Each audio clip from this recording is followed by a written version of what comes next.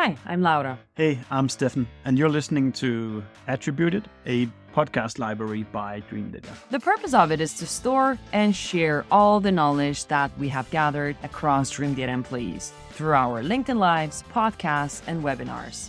The typical topics you'll find here can be stuff like marketing, Sales, B2B ads, operations. social selling, maybe. Welcome, everybody, to another live session from us at Dreamdata. It's part of our show called Attributed. So if you like today's conversation with Taz, which I'm going to introduce in a minute, go and check out our Attributed library, because I think we have more than 100 conversations now with go-to-market experts. So a lot of stuff to dig into there. Today, we're talking about what might sound like a niche. What is a niche discipline? But the impact of it might not just be niche, but actually be quite meaningful for a lot of companies. It's the discipline of, let's call it, at least back in the day, it was called landing page optimization. I don't know if that's what Taz calls it anymore, but we'll find out later today. And the landing page is probably a term that most companies are familiar with by now, but it can have a lot more importance than just being another URL on your website. Today, to talk about with me about and educate me on this topic, we have Taz Bober. I'm really happy that you've said yes to join, Taz, because I really like the content you've been putting up on LinkedIn, and it's been really educational to follow. And not the least because you have actually been working with more than 400 B2B companies. So you must be doing something right when it comes to landing pages. But Taz, for those who haven't been following along on LinkedIn, maybe you can do a quick introduction to yourself and the work you do, and what's the name of your company? Yeah. All right. So Task Bober, I have been in the LinkedIn world only a year and a half, but I've been in B2B marketing my entire career. And I started a little bit earlier than other people. So roughly 15 years there. 3 of that, I was actually in AE, hardest job ever. And then working in-house at B2B companies in the marketing department, typically heading or being part of the digital and website team. In my career, I have managed 400 websites. And in the last year and a half of going out on my own, working with B2B companies on their landing pages, I've talked to 50 companies, but over 100 landing pages that I've either audited, optimized, created over the last year and a half, and lots of things that I learned that I didn't even know myself in-house. So super excited about that. Love the niche, would recommend it to anybody to just go so deep into one thing. Even for myself, I know more about landing pages now than I've ever did in my career before that, because I was very broad in the digital and website space. But yeah, so I'm excited to share some of the learnings, and I do that regularly on LinkedIn too. So anything that you want to learn about that maybe we haven't covered, all of that's available there too. Fantastic. And let's pull up the Tim's comment here, which says people still use landing pages. And maybe that's a good way to start, saying like, it says, what is a landing page and why is it a particular thing on a B2B website? Yeah, first, if we want to kick Tim Davidson out, feel free. He's mainly virtual. I told him he's the one person I don't want attending any of my events. Yeah. But here's a fun fact. Actually, it's not so fun, but 44% of B2B ad clicks actually just dump people on the homepage. They don't even go to a specific landing page. And so the first step is even getting people to utilize a landing page. And there are many reasons why you should do it, but the few primary ones are when you are sending people to your homepage, and if marketers now are under scrutiny for every dollar of ad spend, the problem is I can go to your homepage, your ICP goes to the homepage, your mother goes to the homepage, right?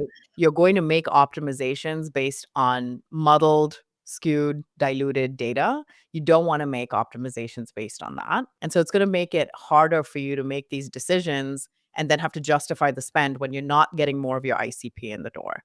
So that's one primary reason, is just like even just the measurement factor and being able to tie that back to your campaign spend. But secondarily, on the landing pages, I feel like marketers have a lot more autonomy to play around. So I love to call it the playground or the marketer sandbox environment, kind of similar to developers who have like a dev environment where they can mess around, make a lot of mistakes, test different things before they push it to production.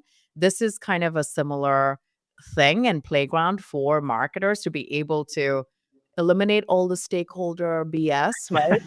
Can start to test different messaging, test clarity, test different experiences with a small subset of your true ICP, and then take that back to your, marketing leaders, a CMO, whoever, and say, hey, we tested these 3 things without compromising the main website, which we know you're extremely sensitive about.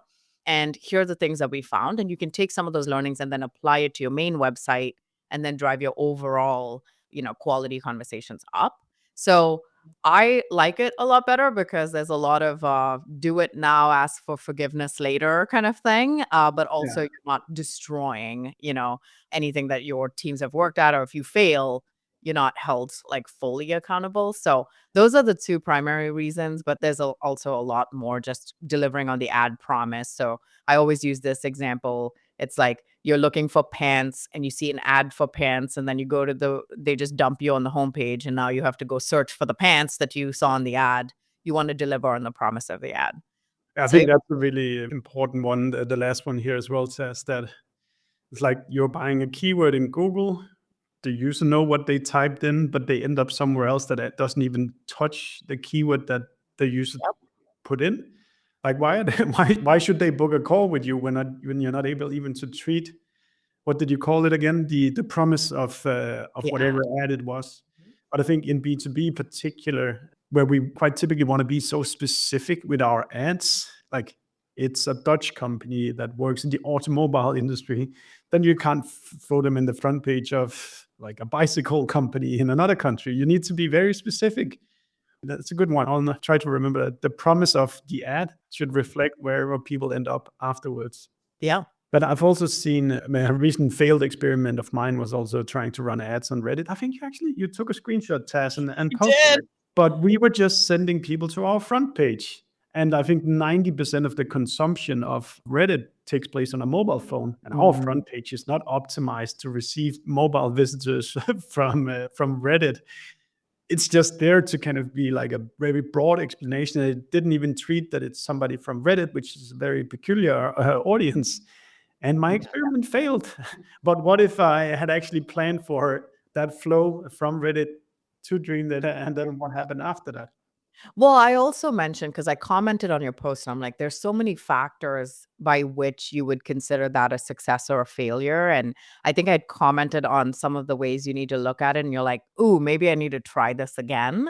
Because I wouldn't necessarily say that it was a failure. Because one of the things that I talk about a lot is in B2B, for a low ACV product, it takes 31 website touch points for someone to even MQL for a low ACV product, like $5,000.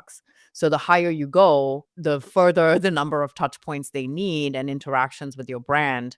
And so I wouldn't say that it was bad. Maybe, yeah, we could optimize the flow a little bit and have it, because the ad that you were running too, I recognize it immediately because I'm also familiar with your company. I'm in the LinkedIn universe. Like, so I saw it and I was like, "Wow, this is hilarious." Like, I love The Office. I love Dream Data. I know both of those things.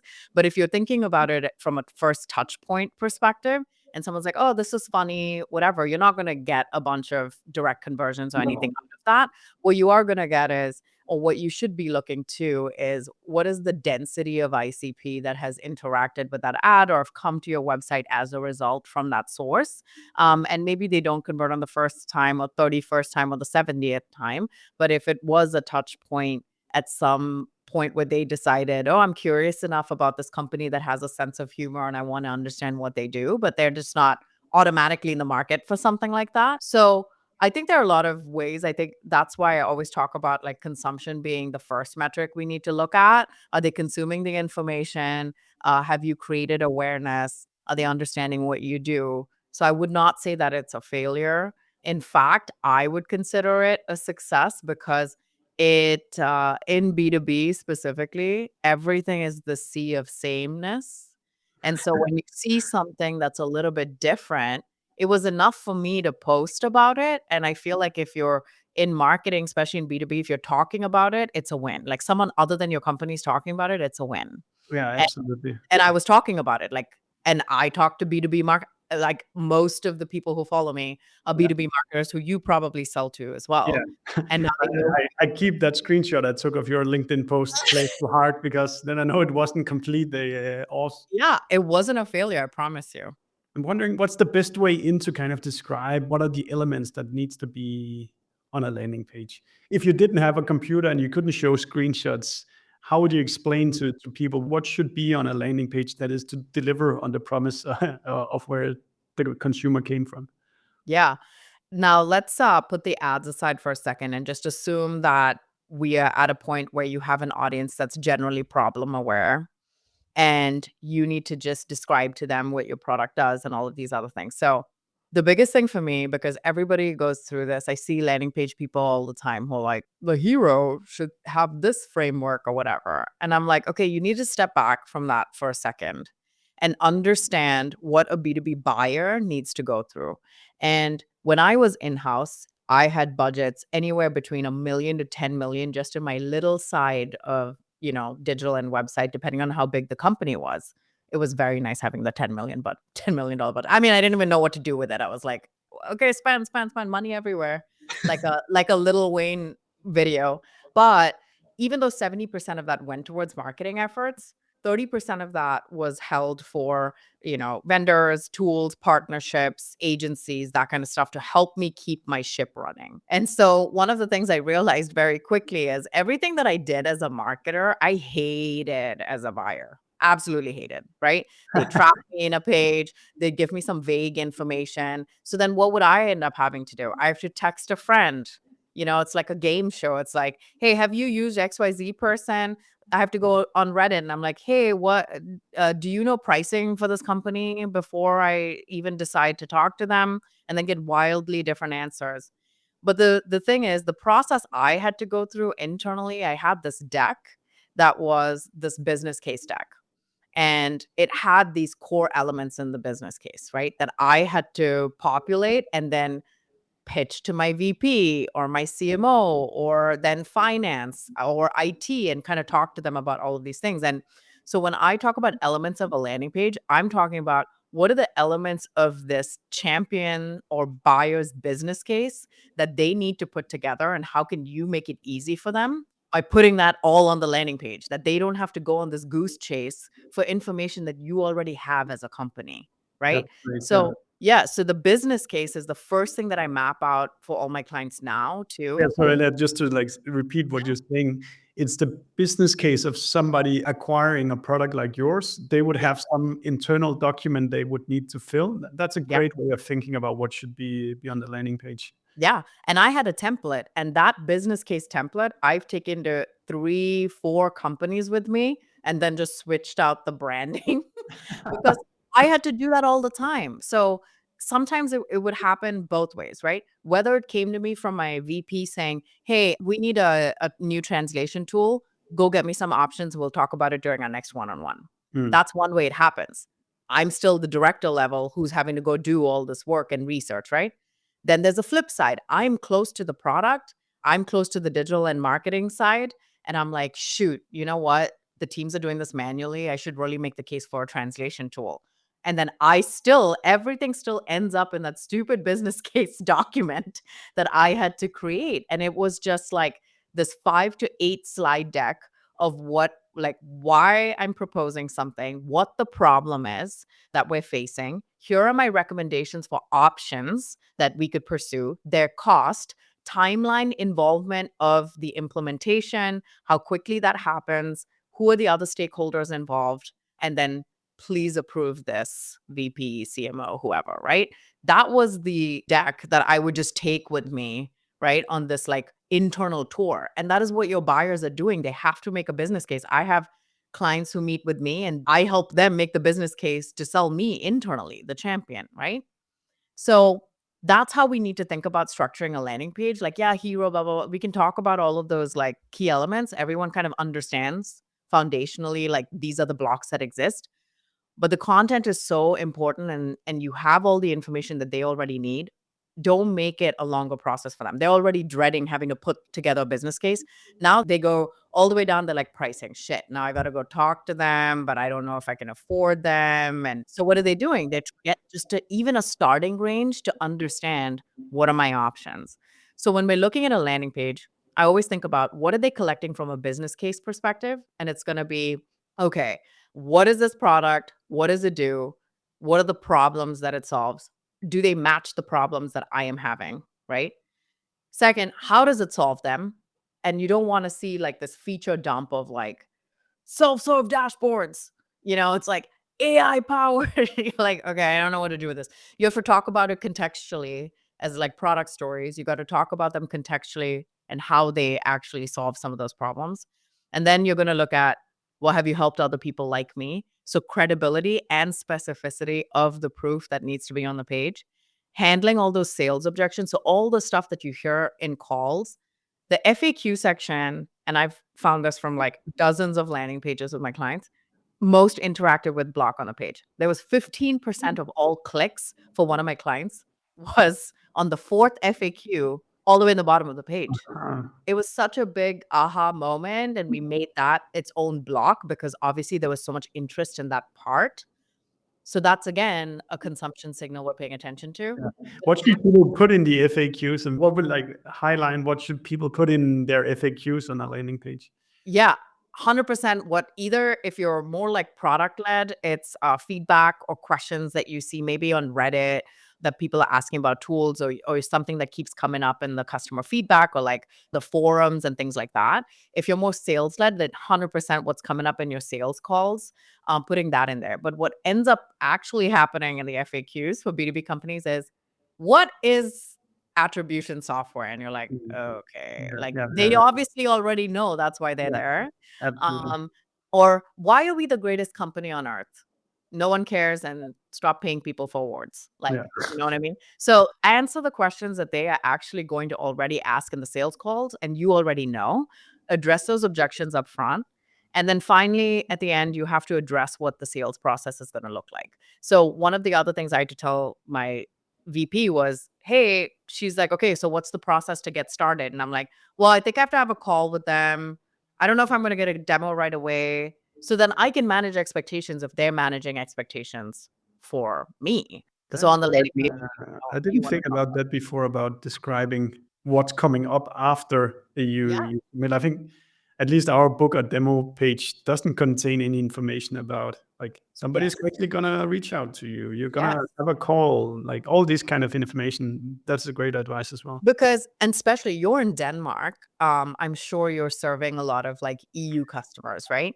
And what I tell people now is people are more privacy focused. That is just the nature, no matter where you live, but specifically if you're also in Europe, people want to understand how you're utilizing their data. And we as marketers are like, okay, we got a checkbox, we're good. We got cookie consent, like we're compliant. But showing true respect for someone's information is saying, hey, if you decide to engage with us, we respect your time. And here are the like 2 or 3 steps immediately following that you can expect to happen after you contact us. We will reach out to you within 24 hours. You'll meet with an expert on our team. We'll want to talk about your specific use cases.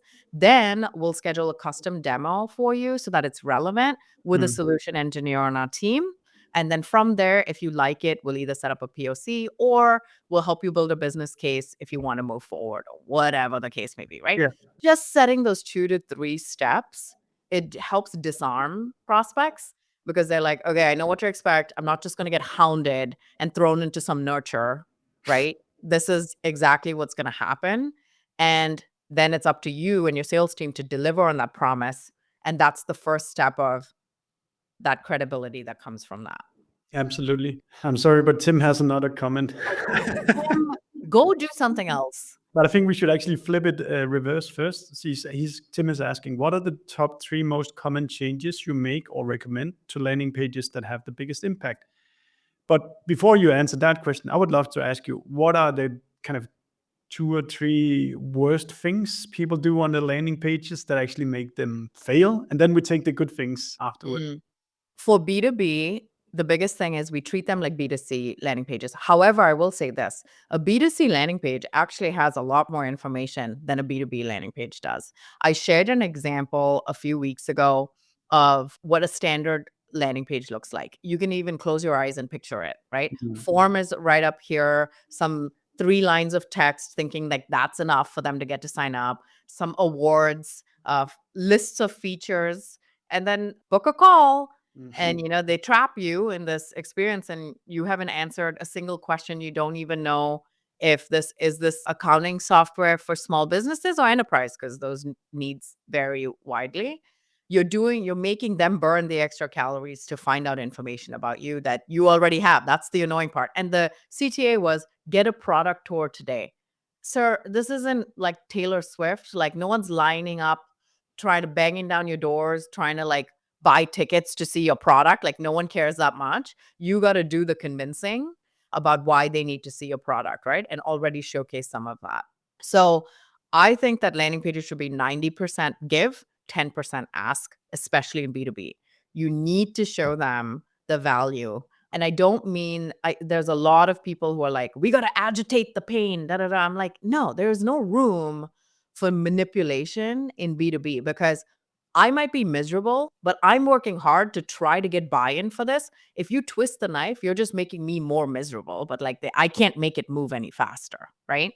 So I just think that we need to be clear about who we are, what do we do, what problems we solve, and who we are for specifically. And then everything on the page needs to be relevant to stuff, right? Sometimes we have the same 3 testimonials floating on the entire website. Like every page has the same 3. Yeah. It's like, okay, you claim to have helped 2,000 companies and you're only showing me 3. So can you show me ones that are more relevant to if this is a page for attribution software for marketers versus attribution software for sales? I need to see the credibility from those groups of people, right? So specificity, clarity, and 90% value, 10% ask. Have the ask all the way in the bottom. It sounds counterintuitive, but the people who make it there are the ones who are likely going to take action. And honestly, they're probably not even going to take action on the landing page itself. They will go through their process, do some research, probably come back to your main website and sign up at that time. And then how many times we're sitting there going, wow, direct was so high this month. I wonder what happened. Like, Yeah. yeah.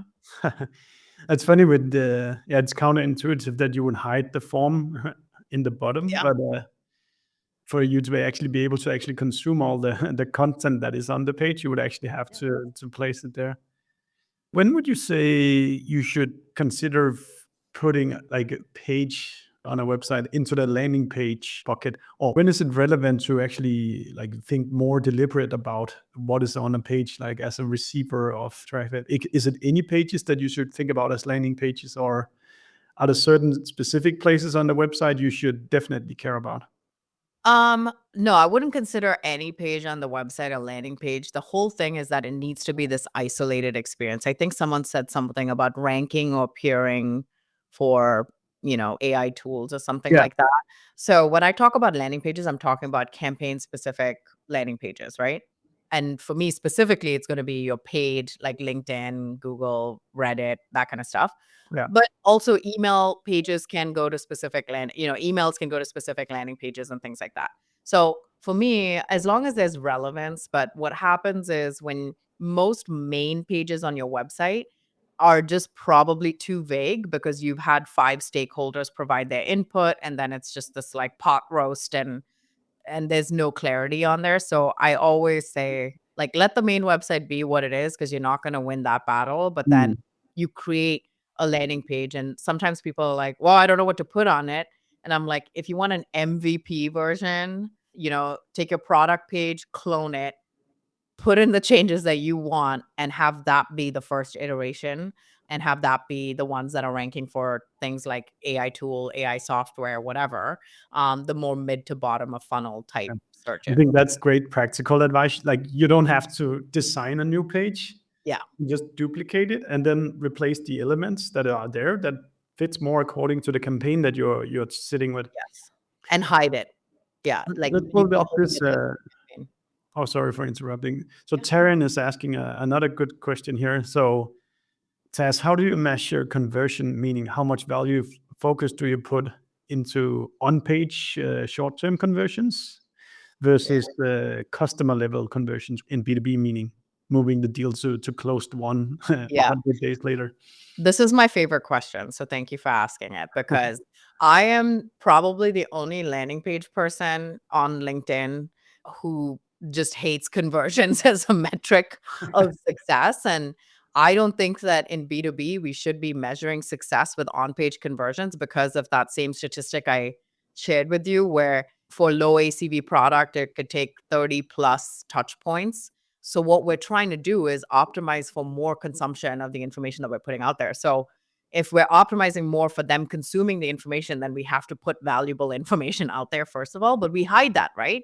And then we're like complaining about long deal cycles. The reason it's taking so long is because they have to get information from somewhere else that isn't you, and you're not controlling the narrative. So yes, as much as I would love for conversions to go crazy on the landing page that I do for my clients, I tell them straight up, it is the first conversation we have. And I'm like, you're going to see conversions decrease, because what I want users to do on your landing page is to disqualify themselves, right? That is the first thing. So would you rather 10,000 leads come in and they're garbage, so you can light up the dashboards with hope? Or would you rather have 100 dense ICP people coming in, having conversations with you that are far more meaningful? And so what we end up looking at are the right metrics, which is, okay, if I care about them coming, the touch points, making sure that we're reducing the number of touch points they need by giving them the information. That's first step, right? Give them the information they need. That already helps them lower the number of touch points that they need, because they're not having to run around trying to get more information. And they're getting it from you, the source, right? Second, then, is on the landing page, they may visit once, but then is your traffic on your main website incrementally going up? And is that, the right people coming to the website? So there are a lot of ways you can do this. I mean, obviously, there's a ton of RB2B, whatever, Sixth Sense. If you have Clearbit, anything of those will tell you whether the right accounts and right people are coming to the site. So you already have these like positive signals and indicators that things are moving in the right direction, right? And then you're looking at the meetings that are coming in. Are the meetings coming in? And I actually stole the light up dashboards with hope. I think it was Chris Walker who said it, but it's fine. I'll take credit. He's fine. He's got enough clout. So Nice. Yeah. yeah. And so then you're looking at direct traffic that's coming in on your main website, and you're like, okay, my meetings are going up over time from the time I've launched this like clarity campaign, Yeah. right? And now we're having more meaningful conversations. Are your salespeople experiencing less friction? That's another question to ask, because you're handling a lot of the objections up front. And then are the deals closing faster? So sometimes the funny thing is my engagements are only like 90 days. So I always tell my clients, I'm like, please report back to me, because the average deal cycle is like 6 months. And so sometimes it's like, okay, I don't get to hear about it doing better until many months later. And my clients will come to me and say those things. I'm like, hey, hello, is it working? Is it not working? And that kind of thing. And so, and then if we're looking at multiple touch points also, if say on average, your return visitors on your site is like, they come to your site on average 2 times. Yeah. Are they coming 3 times? Are they coming 4 times? And then looking at some qualitative data, heat map data, if only 30% are making it to the bottom of the page, which is the B2B average, is it now 40% for you? Is it 50% over time? These are positive, negative indicators of, am I providing the right information? Oh, they're interested in the 4th FAQ.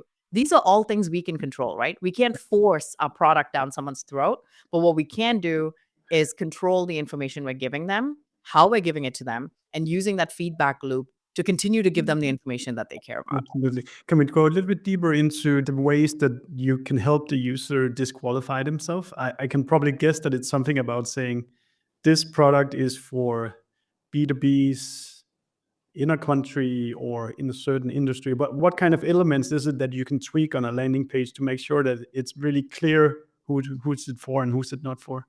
I mean, content is going to be your best tool, right? The actual copywriting on the page. And so the key elements is answering the like who, what, why, when, how, right?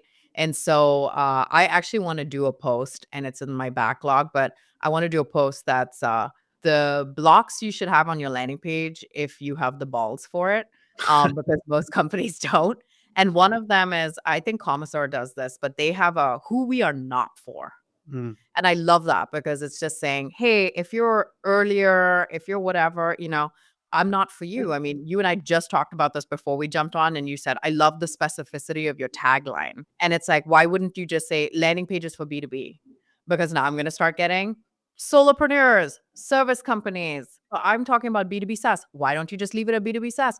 Because there's pre-product market fit. I can't help you. You probably shouldn't Mm. be running paid. Yeah. So when we're saying growth stage B2B SaaS through paid campaigns, we are establishing qualifiers in there where they are checking in their head, do I fit this? Do I not? Is this the right option for me? And both sides aren't wasting time, resources to do that, right? So copy on the page is going to be your best bet. Yeah. Yeah. Almost every landing page I do for my clients is I have this what I call the eyebrow. And so the eyebrow copy right above the hero or right above a section that will say, okay, application security for enterprise infosec teams.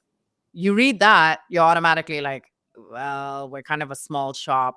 This isn't for me. Bounce, Mm. Yeah. right? Yeah. One sentence can do that for you. You can even do it to where it's like for small teams under 50, for teams who have 2 service reps. You can get even more specific. Healthcare, Mm. right? So we are managed IT services for healthcare organizations. Okay, well, a government organization is going to be like, well, that's not me. So I'm out. And there's really good general go-to-market advice in what you're saying here, Taz, because if you can't really elaborate what this is in your business, you probably have a like a go-to-market strategy problem as well. Like, who are you selling to? Why are you Yeah. selling to them? Like, what's the messaging that you need to put to them? So it connects all the way up to kind of how does your business go to market? And if you just answer, we're for everyone, well, then you probably don't have a plan.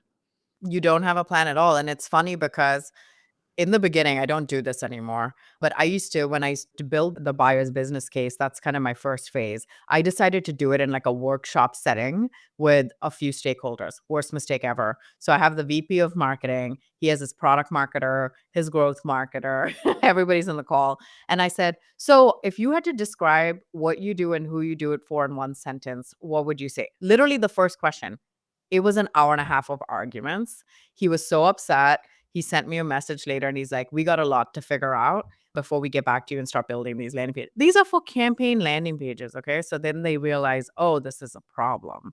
And so I decided I'm not doing workshops anymore. I will just tell you what I think that you do based on the information that's out there. And you will react and say, oh my gosh, you're hallucinating or you're not, or whatever the case may be. But that ends up being a better thing. Sometimes it's eye opening where they're thinking, oh, like I'll give you an example. We had one of my clients is like, they call themselves security questionnaire automation software. Okay, mouthful. But then we found out that the actual ICP, what they're searching for is vendor risk assessment software. And so Mm. Google's natural algorithm isn't even going to pick up that those are similar things. So we tested vendor risk assessment software on the landing pages and saw far more density of ICP just based on what we were calling it. So I'm like, I have lots of thoughts on like categories and like us sounding fancy and things like that. If your category is like specific and that's what your people, like your actual customers would call you or put you in the bucket in their mind, that's kind of the thing you need to gravitate towards before you're like, we are the number one revenue platform. What is that? What is that? Because guess what? Airtable says they're a revenue platform and they're project management. So like, what are you? You should never have your buyers burn extra calories to figure out what the hell you even are. Like that shouldn't even be a question. So yeah. That's really good. I at least always like a good rule of thumb. So on landing pages, maybe at the moment, what are kind of your favorite elements or kind of what are the things that you typically recommend people? I don't know if that's part of the consulting service, but like high level, what are kind of the things that you, not forever, but at the moment you recommend people to implement on landing pages? Well, one thing, so I structure my entire engagement really around the marketer because I was that in-house marketer who was struggling. I had 45 projects. I had like a crap ton to do. And I think there's this misconception then because it's like, oh, I got to deliver on the promise of my ad. Okay, well, I have 60 campaigns. So I need 60 landing pages, so you can dig a hole for yourself there. But there's a way to be relevant and efficient at the same time. And so I'm like, you only really need like a core set of like maybe 5 or 6. And if you go back to that business case of what are the questions they're asking, right? So what are you? What problems you solve? How do you solve them? That's kind of like a first touch point. Like that's a page that can kind of outline high level, your product credibility, those things, right? And you're thinking about testimonials, what's the sales process, that kind of stuff. So there's these set of blocks that probably can repeat across multiple landing pages where a marketer doesn't have to sit there and create it from scratch. So those elements are typically, I use this analogy in my business, which is the Chipotle framework. Do you have Chipotle in Denmark? Am I going to butcher No, that? no, but I like Chipotle whenever I'm in the US. So Okay. So I'm you with know you. what it is. Yeah. I always shoot myself in the foot because I think I'm being really cute and I talk about Chipotle and then I talk to a client who's not in the US and they're like, what now? And then I have to make up some like different reference and it's terrible. But for those who are not familiar, Chipotle has the smartest business like model ever, which is they have these set of the same ingredients, right? And if you walk in and I walk in and I want a taco and you want a burrito, they're like, you bet. And they give us the same ingredients, just packaged up a little bit differently based on the buyer's intent. And I think that we can approach landing pages the same way. Most times when people are thinking about, I got to create a landing page, they're thinking, okay, landing page by landing page. This landing page is a comparison one. This landing page is a product one. Cool. But there's a lot of elements that you can reuse and repurpose. So I encourage you to build them by blocks. Build a tray of blocks where you're saying, okay, the wrap or the taco or whatever, that's kind of like your hero sections. And what are the questions that your buyer is asking? If they're looking at Dreamdata reviews, you would have kind of a trust landing page that's like over 20,000 companies, B2B companies trust Dreamdata for attribution, whatever. And then you go into really leaning into some of those proof elements. But guess what? The way you solve the problem isn't going to change that much. Your sales process isn't going to change. Your FAQs aren't going to change. You can reuse a lot of those blocks and you make the wrap or the burrito or the taco or the shell or whatever the vessel is, which is your hero. That's the only thing you need to really rewrite, right? And the other part I love about landing pages is I don't have to worry about this like duplicate content and all the stuff because it's not indexed. So Yeah. you literally can reuse, repurpose based on what the buyer is asking. But a lot of those things don't necessarily change. And so create once, dividends forever. So that's kind of how I look at those elements. But typically those elements are, a couple of hero blocks that will vary based on user intent or the ad intent. And then you have a problem block, a solutions block. And this is where you're going to talk about themes and how they work together. Credibility. So I always do a bucket of proof. So I do owned, so ones that you are getting from your customers directly, and then sourced can be source ones from agnostic places. Like, I mean, I don't know how agnostic G2 and Capterra and stuff are, but if you have some there that you can source, you can bring those in because Yeah. guess what? They're going to go look. They're going to go look. And you're just consolidating a lot of that information for them on the landing page. And then the sales process and the FAQs. Those are the core blocks. Sometimes with clients, just depending on who they are, if they are very vertical specific, like I have a client who are like, they only work in regulated industries. And so we have a block that kind of showcases the regulated industries. So it's like we work across these extremely tough verticals: healthcare, education, legal, finance, right? Good luck. And we call them out. So for that client, it makes sense to kind of list out the verticals. For another client, it's a new product, but the whole thing is about how easy it is for companies to set up Shopify landing pages. So we actually have a process block that shows this is how easy it is to set it up. So there are these core blocks that kind of go around it. And then depending on your product or company, we might supplement and add some other stuff, not supplement, complement, and add some other stuff to just further, what they need to understand about the product. And one of the new things that I'm going to be doing is working on a partnership with some people who build interactive demos and putting those types of things and including that in my engagement fee so that companies actually have good assets to put on these landing pages. Yeah, we've been experimenting with that as well, and customers seem to quite like being able to like click through how the Yeah. product actually works. Andreas asking here, can you talk more about the problem blocks? Yeah. That's not a sentence I've ever said before. B2B landing and indexed pages don't really use them much. I So what's the know. problem block? Wouldn't it be amazing if we talked about what our customers were feeling instead of us, me, myself, and I, right? Like, imagine if you went on a date with someone and you're sitting there and all they're doing is saying, so, listen, I have a ton of degrees And yeah, I have a ton of degrees and awards. And then I went to this camp. Wait, hold your thought. I'm not talking to you yet. And then this is what other girlfriends have said about me. So I'm really a catch. And yeah, so if you want to hang out, just hit me up and I'll make sure to try to give you some time of day, or maybe I won't get back to you. Who knows? Worst date of your life, right? Yeah. But the best relationships are the ones where there's a two-way conversation. That's really hard on a landing page. And don't come at me with chatbots, because that's also terrible. Yeah, Terrible experience definitely. if not used correctly. And I don't like a lot of distractions on landing pages. But I think there's a mind shift that needs to happen where you're saying, okay, am I going to put myself first, or am I going to put my buyer first? And you have to understand that there is opportunity to talk about you, and they are interested in the things that you have to offer. But you first have to show them that they are validated, they are seen, they are heard. And so the problem block, I love. Most people will go the extra mile and try to make it pain agitation, which is terrible. Don't do that. Don't be like, oh, your stuff sucks and you are drowning and you're going to get fired. No one wants like a doomsday patrol. But what they want to understand is, hey, you're doing the stuff manually right now, and it's taking you away from doing, this, where this could be automated or something to that effect, right? Or we also do something where it's like this block. Kanaka's on this thing, so she knows, she works with me on this stuff. But we also did one that's like, here are the other approaches and options you have in the market, agnostically, as if we were telling a friend, hey, if you wanted to build landing pages, you could do it manually. You could clone it. You could do something like that. Or you can build it from scratch. That's kind of harder to scale. So here are some things to watch out with each of those approaches, right? You could use a template and that'll get you up to speed really quickly, but you may miss some key information, or it might be too rigid. So as if you were giving advice to a friend, you're just going to tell them, hey, here are some problems that you're facing. We get it. Yeah. That's why we exist as a company, because we identified these problems in the market and with the alternative options in the market. And this is why we could potentially be better or different, or something different for you to try. That's really great. Like that's a way of like demonstrating we know who you are and we know what the landscape looks like.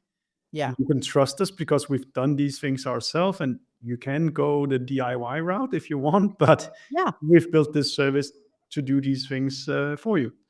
And just think about it from a business case perspective, because my bosses always ask me for, like, give me a few options, cheapest to most expensive.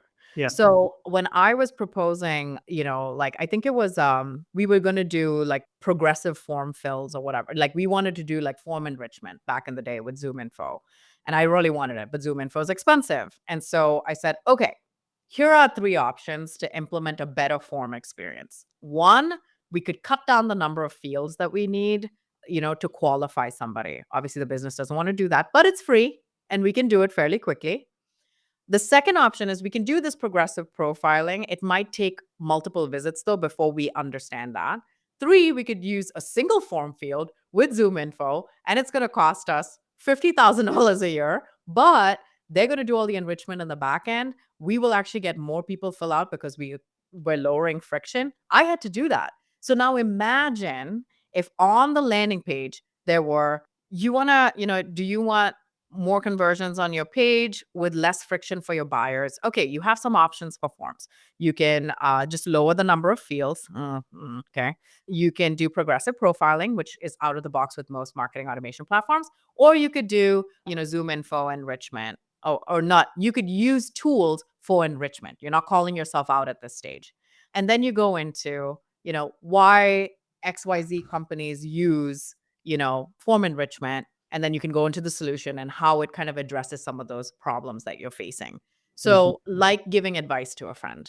Super good. Time is flying by. Let's like change the chapter and say now you have actually put up your first landing page as good as you could.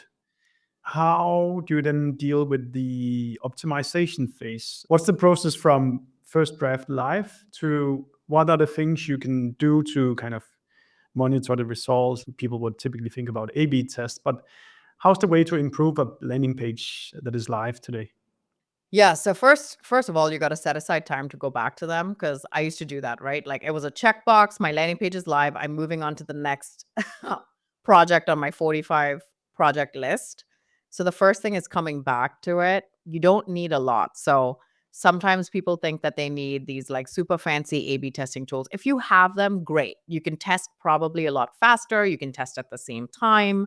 But if you don't, that's okay. The only things that you really need to do like a ratchet basic level of optimizations and testing is one, your website analytics, which you probably already have through GA4 or any other website tool, and then some heat mapping tool. Most of them are free for like 2,000 sessions, but that's enough, like 2,000 sessions per month. That's enough for you to make decisions. It's a good sample size to then make optimizations based on it. So I need people to look at more of how people are consuming information on the page. Don't worry about conversions. You're probably not even going to see a lot of conversions. But what you're going to do is, like the example I used before, where that client had the fourth FAQ getting 15% of the clicks. Conversion data is not going to give that to you.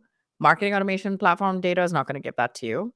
Even click data is not going to give that to you because it wasn't taking them somewhere else, right? So heat map data is going to show you how people are consuming information, which blocks are most impactful, what information they need more of, if there are technical issues. So I encourage you for 30 minutes once a month, right? Or every 2 weeks, 30 minutes with your coffee before you respond to your boss's Slack messages or all the emails and you get sucked in. Just go in there, watch a few recordings, see how people are consuming the site and consuming the page, and then look at your heat map data. And what I would do is I call this the self-building testing roadmap, where when you're creating the landing pages, and you know how we all like argue over what hero, like what we should say in the hero, and people are rewriting it and they're rewriting it 100 times.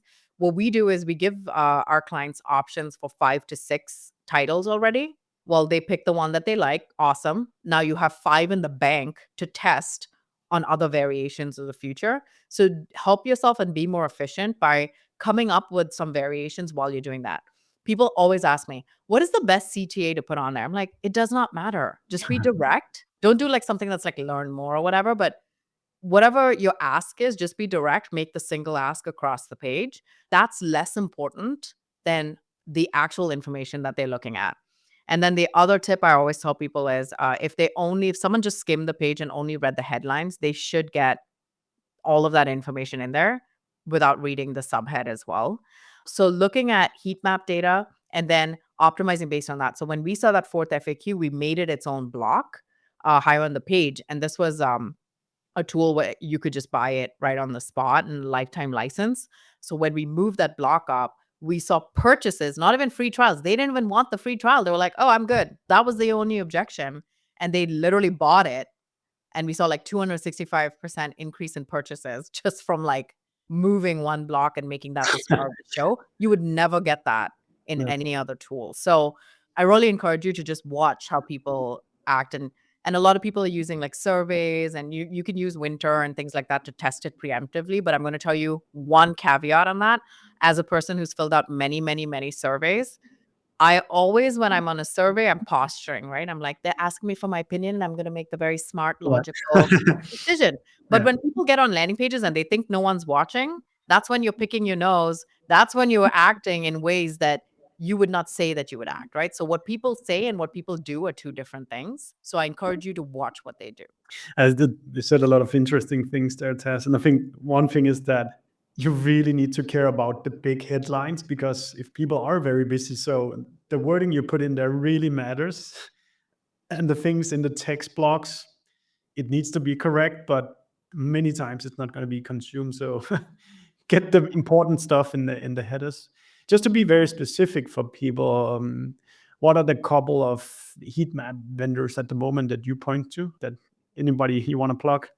I just use Hotjar just because I have for so many years. I know there are better ones out there, but see, again, you're going up against someone who just has the habit of using a tool, right? Yeah. That's something that we're always going to run up against. I Yeah. am tool agnostic. So Yeah. I have clients who use Microsoft Clarity. I'm fine. As long as you have a heat map option available, you can see some recordings. Like, I don't care.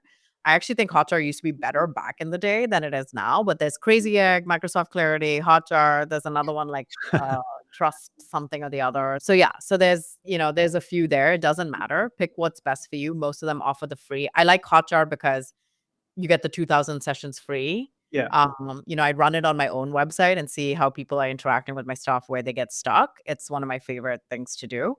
It's really great. It's like watching Netflix, but you tell your boss that you're Yeah. working. It's been a while since I've had it installed on our websites, but actually now that you talk so warmly about it, I think it's time to try again. Look at it again. Yeah. Taz, if we're trying to kind of distill a little bit what you've said here today, what would be kind of like the few most important things for people to take away about B2B landing pages? I think the biggest thing is make it about them and not you.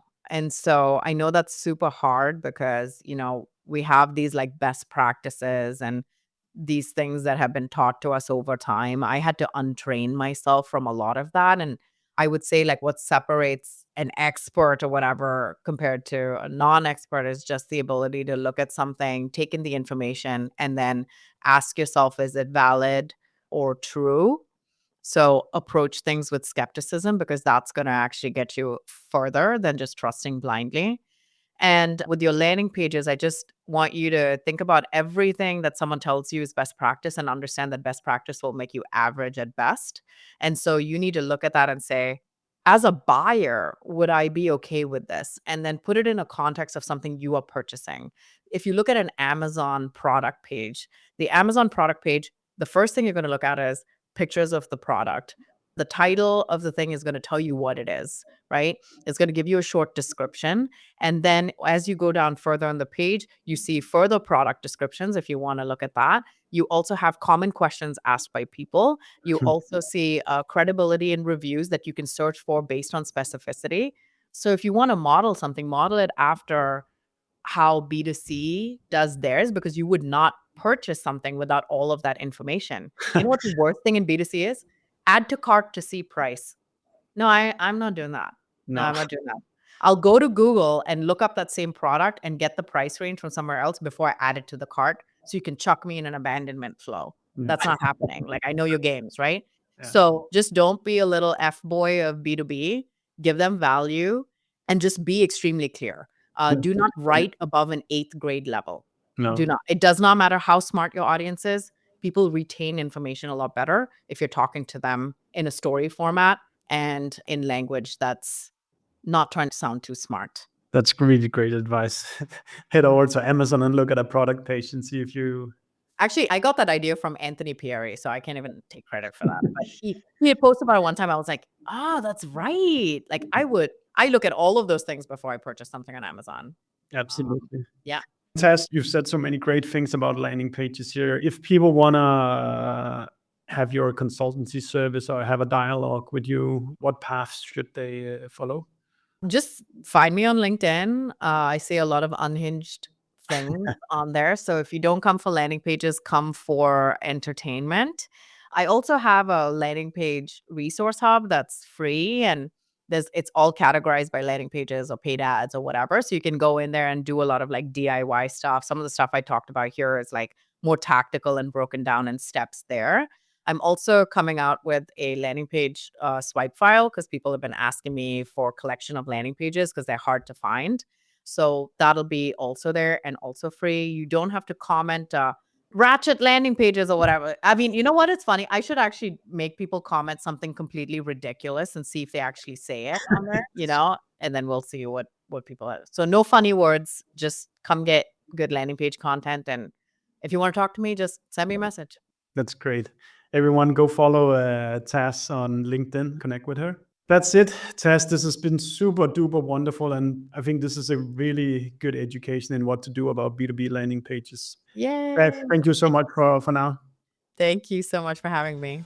We hope you like listening to us. Subscribe to our podcast and the ones that we have been guests on. And if you have any feedback for us, just do let us know. And should there be a guest that you think we should be talking to, then pitch us. We're looking forward to seeing you.